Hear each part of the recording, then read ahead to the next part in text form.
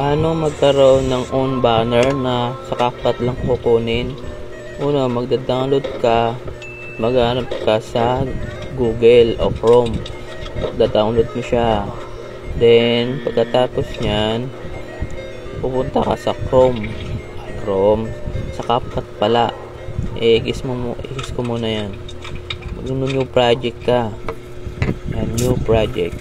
Click mo yung download mo. Ayan, download ko yung Dragon na may clouds. Then, tapos nyan, maglalagay ka ng picture. Siyempre, i-buy mo muna yung region niya. Gawin mo ng portrait para yung logo niya nasa taas. Tapos nyan, hanap ka ng picture. Wait lang, ayan. Mag-add ka ng overlay. Kunyari, si Zoro ang nakuha mo. Si Zoro. Ayan. Then, mo siya, remove background. Tapos, Chrome Key. Pag ayaw makuha yung pinaka-picture niya, ang gagawin mo ganito. Diba, ayaw pa rin. O, diba, kahit anong gawin mo, ayaw pa rin. Babak mo siya. Diba, back. Then, punta ka sa remove background. Then, click mo ulit si Zoro. Ayan. Pag click mo kay Zoro, automatic na yan, mag-automatic remove background na yan, then export mo. Pagka-export, ayan na siya. Ganyan na mangyayari dyan. Tapos baka ulit sa ginagawa mong new project. Then, overlay mo siya ulit. Makikita mo sa photos, wala na siyang background. Wait lang, ayan na, oh. Diba? Then, ayan na siya, diba? Pwede mo siyang palitin, palakin. Ganyan. Pagkatapos nyan, napalit mo na siya, ikaw na bahala mag-edit kung anong gusto mong animation sa kanya. Pupunta ka sa effect, tapos video quality. Ikaw na bahala mamili kung anong gusto mong mga effect o mga video animated dyan. Ayan, kunyari ganyan. Tapos pwede rin flash o kaya back flash. Back flash to, pwede rin ganyan. Kaya na bahala mamili ka nung gusto mong mga animated dyan. Marami yan. Huwag lang yung pro kasi may bayad yan eh. Diba? Oh. 1, 2, 3. Kung gusto mo ulit magdagdag ng isa pa, kunyari isang picture pa, magda-download ka ulit yung kung anong gusto mo. Kunyari sa akin si Luffy, pipiliin ko yan, may background pa siya, diba? Gagawin ko ulit same pa rin sa una. Pupunta ulit ako ng remove background. Hanapin ko yung picture na dinanulod ko na may background pa, then i-click ko yan, then automatic na yan, i-export mo na lang. Pag export mo, baka ulit sa new project mo, and makikita mo wala na siya, mag-overlay ka, hanapin mo sa photos. Ayan na, diba? Click ko lang yan, ayan na. Ikaw na bahala kung maliit or malaki, basta ganun lang. Bawat download mo, i-remove background mo para wala siyang background. Makikita mo siya dyan na single lang siya. Ikaw na bahala maglagay ng mga kung anong mga animation ulit. Marami yan.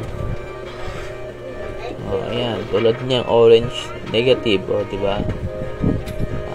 Black flash, color flame. Wag lang pro kasi may bayad yan. Ayan na.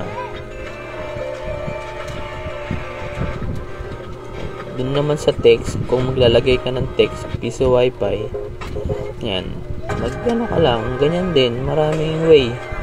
Kunyari, ganyan, click ko, piso wifi, hahanap ako ng style, anong gusto kong style, kunyari yan.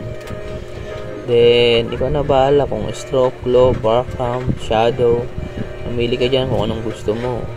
ikaw na bahala. O, tapos kunyari mga font niya, mamili ka rin ng mga font. Ang dami dyan pwedeng pagkagayahan. Italic, Pablo, Burgers, Elvita, Rubik. O, lalagay mo dyan.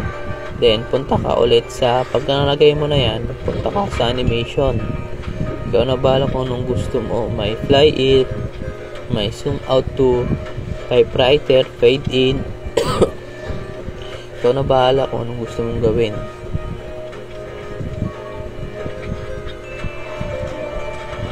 Okay na yan. Pwede mo palaki, pwede mo paliitin. Okay, diba? Ayan, tapos na.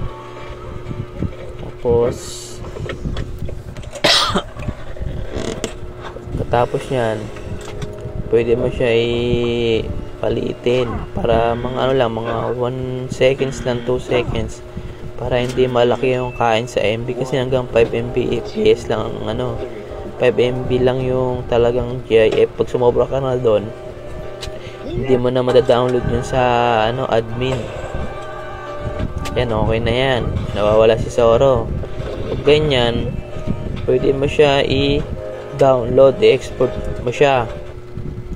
Pag-export mo, para hindi ka mahirapan, diba, okay na, na lang, punta ko sa new project. Doon mo ngayon siya i-edit sa video. Punta ka sa video. Ayan, yung 1 second, yan.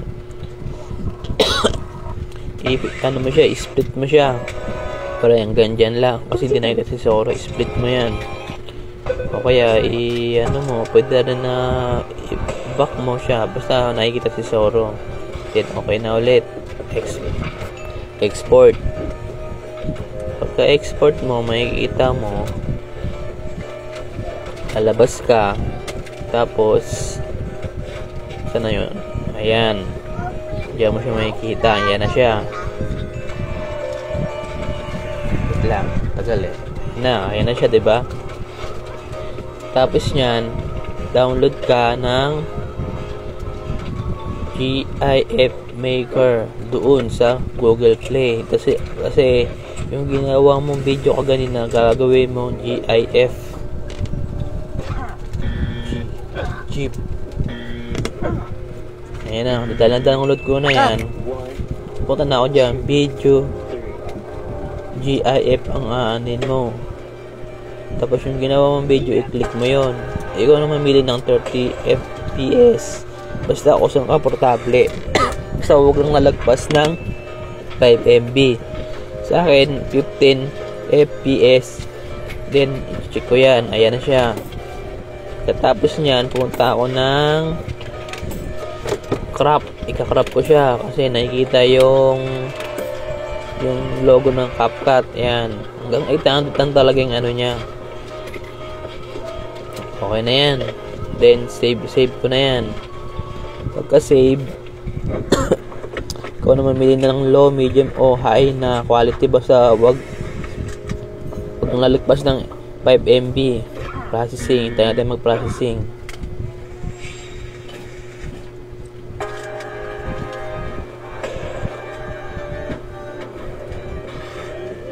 Ayan, okay na yan. Then, check. Okay, yan. Punta ka na ngayon sa